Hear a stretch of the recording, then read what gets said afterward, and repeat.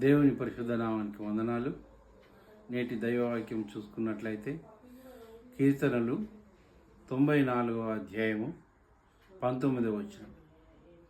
నా అంతరంగమందు విచారము హెచ్చగా నీ గొప్ప ఆదరణ నా ప్రాణమునకు నెమ్మది కలుగజేయును.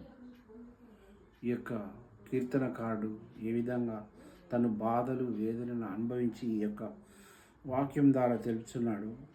మన హృదయాలలో కూడా మన అంతరంగంలో కూడా విచారములు ఎన్నో అధికంగా ఉంటాయి.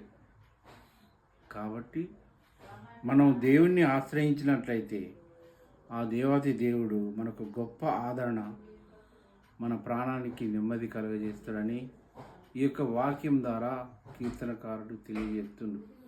ఈరోజు నీవు ఏ బాధలో, ఏ వేదనలో, ఏ దుఃఖంలో నీవు ఉంటున్నావో అట్టి బాధలు, వేదనలు, దుఃఖములు, విచారములు అన్నీ ప్రభువైన యేసుక్రీస్తునందు విశ్వాసం ఉంచి నువ్వు దేవుని దగ్గర పెట్టినట్లయితే అట్టి అన్నీ దేవాతి దేవుడు మన ప్రాణానికి నెమ్మది కలుగజేస్తారని ఈ యొక్క వాక్యం ద్వారా సెలవిస్తుండు.